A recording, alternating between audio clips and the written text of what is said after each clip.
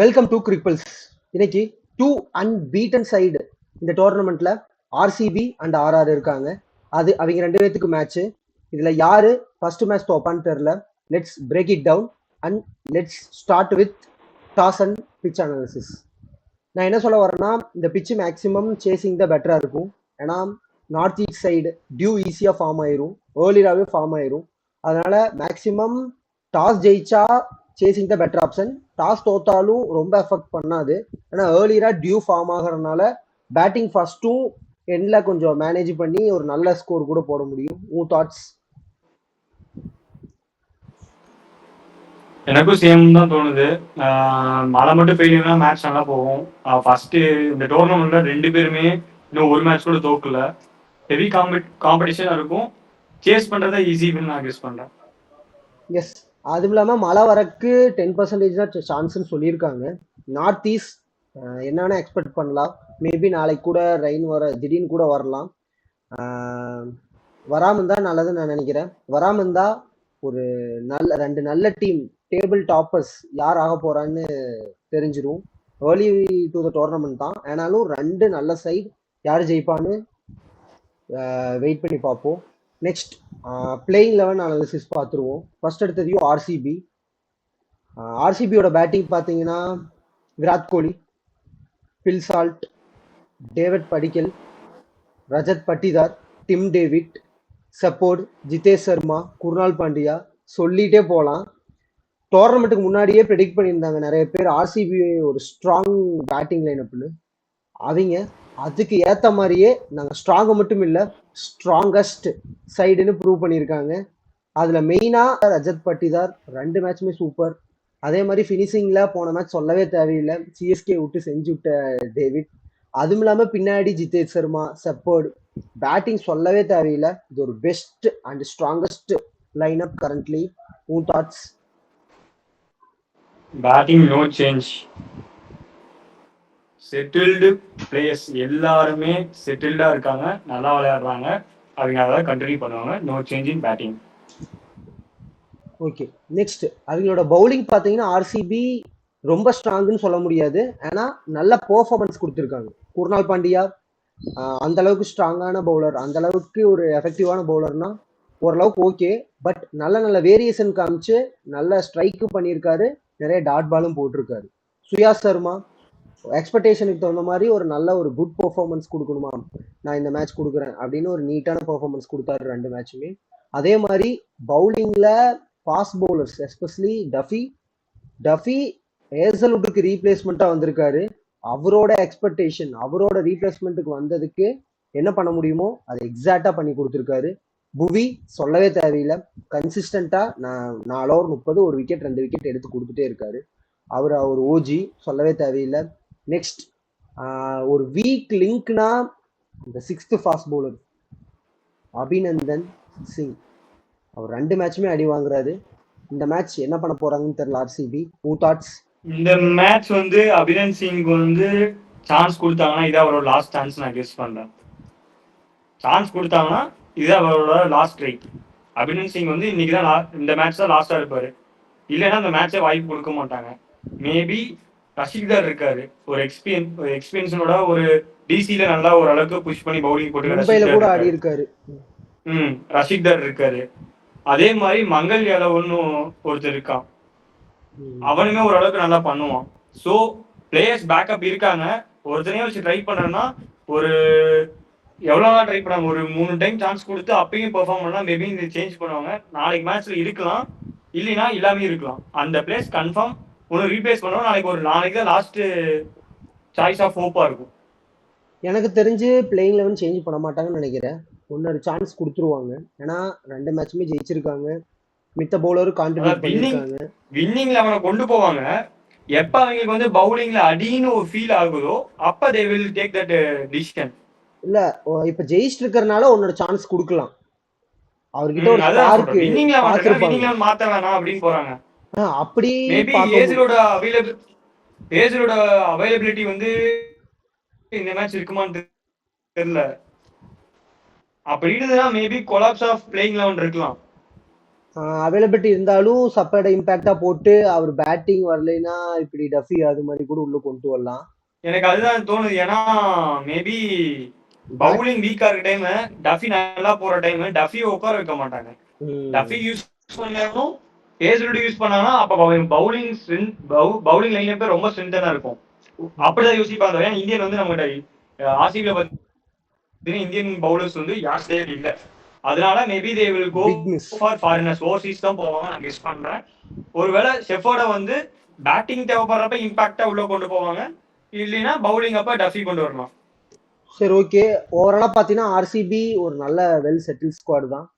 அதே மாதிரி ஆர்ஆரோட பிளேயிங் 11 பார்ப்போம். ஆர்ஆர் ஓப்பனிங்கே 2 லெஃப்ட் ஹேண்டர்ஸ், ஒருத்த 15 வயசு, ஒருத்த 22, ஒருத்த குட்டி பையன், சின்ன ஒருத்த பையன் சின்ன சப்போர்ட் பையன் பண்ணீங்க.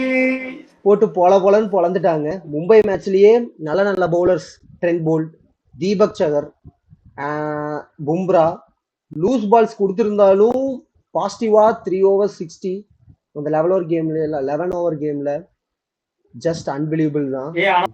அதே மாதிரி அவங்களோட ஓப்பனிங் தவிர ஒன் டவுன்லயும் சூப்பரா ஜுரைல் ஆடி கொடுக்குறான். அதனால 3 பேருமே சேர்ந்து ஆடுறதுனால கன்சிஸ்டண்டா ஒரு நல்ல ஸ்கோர் போட முடியுது. 2 டவுன்ல ரியான் பராக் நல்ல பிளேயர் தான், கொஞ்சம் ஆட்டிடியூட் அப்படி இப்படின்னு காமிப்பான். ஆனாலும் ஒரு 2-3 மேட்ச் அவனால ஜெயிச்சு கொடுக்க முடியும். அதுக்கப்புறம் ஹெட்மயர் வேர்ல்டு கப்ல போட்டு பின்னி எடுத்தான், அவனும் நல்ல ஃபார்ம்ல தான் இருக்கான். அப்புறம் என் பினிஷிங்ல தான் கொஞ்சம் ஹெட்மயர் எப்பயுமே இப்ப லாஸ்ட் ஃபியூ இயர்ஸா பினிஷிங் ரோல் ராஜஸ்தானுக்கு ஒழுங்கா பண்ணல. இல்ல உண்மை. ரீசெண்டா இப்ப இருக்கிற ஃபார்ம் பாத்தீங்கன்னா ஹெட்மேர் நல்ல ஃபார்ம்ல இருக்கான். இவன் எனக்கு தெரிஞ்சு இந்த சீசன் நல்ல ஃபார்ம்ல இருக்கான். மும்பை இருக்க மேட்ச் அவன் அடிக்க முடியல. அது கண்டிஷன் வேற, இந்த கண்டிஷன் வேற. என்னதான் மழை பெஞ்சு இருந்தாலுமே பால் ஹிட் தான் பண்ண போறான்.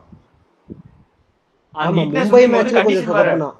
அங்க வந்து அவனோட ஹோம் கண்டிஷனு, அவனோட ஹோம் பிளேயர்ஸ் எல்லாம் அது எப்படி ஃபிட் ஆச்சுன்னு தெரியல.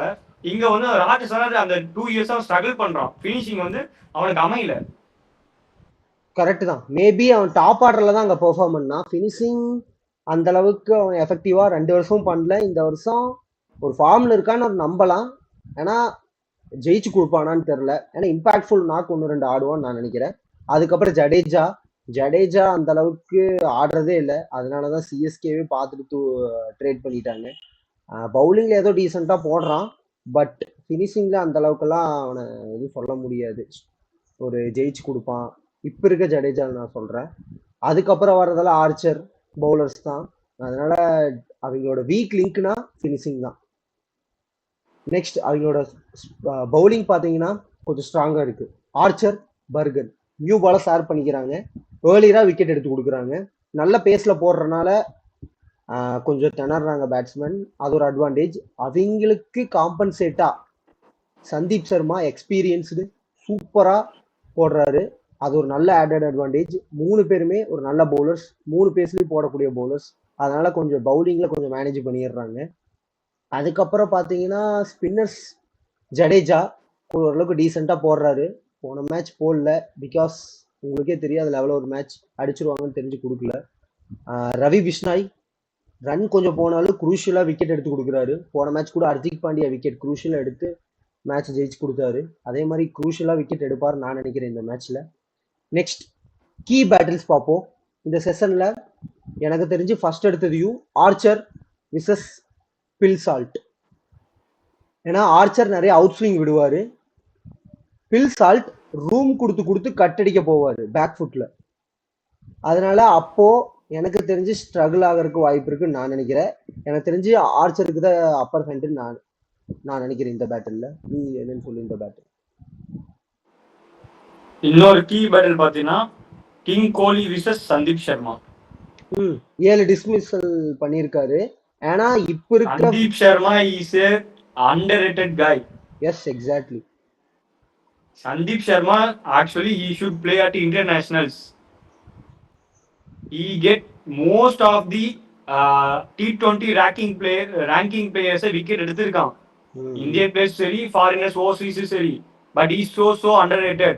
கண்டிப்பா சைலண்டா எல்லாரையும் த்ரிட்டன் பண்ணுவான். நான் எம்ஐ மாதிரி சொன்னேன் மும்பைக்கு ரோஹித் சர்மாவை கன்ஃபார்ம் ஓரளவுக்கு டிஸ்மிசல் பண்ணுவோம்னா அதே மாதிரி ஆச்சு. நாளைக்கும் சொல்றேன், he will threaten. நல்ல பிளேயர். எனக்கு தெரிஞ்சு 7 டைம் விக்கெட் எடுத்திருந்தாலும் நாளைக்கு விராட் கோலி ட்ரபிள் ஆக மாட்டாருன்னு நான் நினைக்கிறேன். விராட் கோலி இருக்கிற ஃபார்முக்கு அவர் பிரிச்சு எடுக்க தான் பாப்பாரு. நீ ரெக்கார்ட் சொல்லுது 7 டைம்.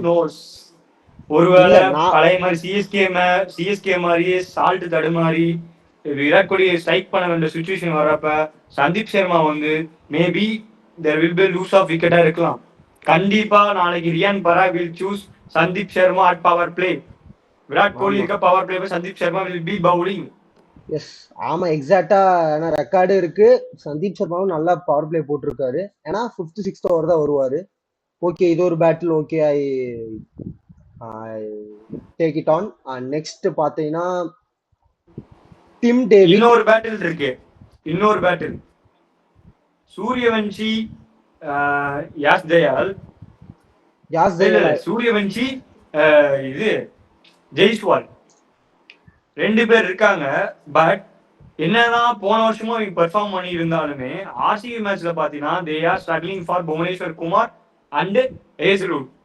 பட் இந்த டைம் ஹேசல்வுட் இல்லாத காரணத்தால same length backing length Jacob Duffy value maybe they will be suffering. எனக்கு ஒரு சின்ன ஒரு 0.1 தோணுது. ஏன்னா லாஸ்ட் இயர் அவங்க எல்லாத்தையும் பிறந்தாங்க. பட் ஆர்சிபி அவங்க ஆடல பிகாஸ் ஆஃப் புவனேஸ்வரோட ஹிப்பிக்கு இது என்னது ஸ்டிக்ல போல்ட் ஆனாங்க சூரியவன்ஷி.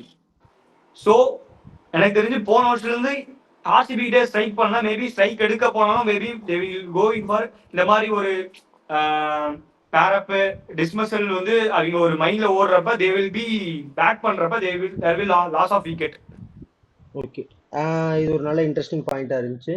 நெக்ஸ்ட் பாத்தீங்கன்னா டிம் டேவிட் விசஸ் மிடில் ஓவர்ஸ்ல ஆர்ஆரோட ஸ்பின்னர்ஸ். ஜடேஜாவை எனக்கு தெரிஞ்சு பொழந்து எடுக்க போறாரு நான் நினைக்கிறேன் டிம் டேவிட். நீ டிம் டேவிட்க்கு போகணும். Jadeja will be getting blast by Rajat Patidar. அது ஒரு நல்ல பாயிண்ட். ஏன்னா நான் வந்து டிம் டேவிட் இந்த மேட்ச் கொஞ்சம் ஏர்லியரா வருவார் நான் ப்ரெடிக்ட் பண்ண போறேன். ஏன்னா ஏர்லியரா ஒரு 2-3 விக்கெட் எடுப்பாங்க ஆர்ஆர் ஒரு 10 ஓவருக்குள்ளேயே. டிம் டேவிட் ஒரு 11 to 12 அப்போ இருப்பாருன்னு நான் நினைக்கிறேன் இந்த கிரீஸ்ல. அதனால இந்த பேட்டில் முன்னாடி விக்கெட் போகிற மாதிரி இருந்து சொன்னா நாளைக்கு ஒருவேளை தேவதர் படிக்கல் சீக்கிரமா அவுட் ஆயிட்டாரு சொன்னா Jitesh Sharma will be coming. Tim David after 14th or 15th over தான் Tim David be 10th over Tim David இறக்க மாட்டாங்க. இல்ல நல்ல ஃபார்ம்ல இருக்கான். டைம் எடுத்து ஆனா நல்லான்னு கன்ஃபார்ம் இறக்கி விடுவாங்க. ஜிதேஷ் சர்மா கடைசி 2 ஓவர் வருவாங்க. ஷெஃபோர்ட கூட இறக்கி விடுவாங்க. டிம் டேவிட் வந்து 15th ஓவருக்கு அப்புறம் தான் இறக்கி விடுவாங்க. ஷெஃபர்ட் எல்லாம் முதல்ல இறக்கவே மாட்டாங்க. டிம் டேவிட் கொஞ்சம் டைம் எடுத்து.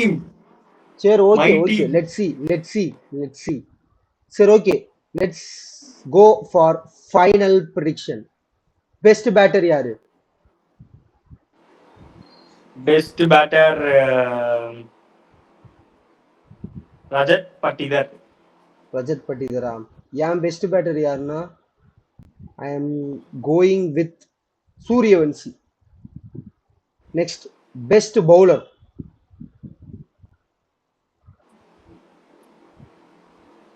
Bhubaneswar Kumar or if Hazlewood Bhuvneshwar Kumar Hazlewood ரெண்டுல யாரோ ஒருத்தர். I am going with Burger. ஏர்லியரா ட்ரபிள் பண்ணுவாங்கன்னு நினைக்கிறேன் RCB batsman Burger. Next the final prediction. யார் ஃபர்ஸ்ட் மேட்ச் தோக்க போறா? I go with RR. RR will be losing. I go with RR. You go with RCB. Adana. Yeah. Let's finish this video. Let's see in the match review tomorrow. Thank you and subscribe for more.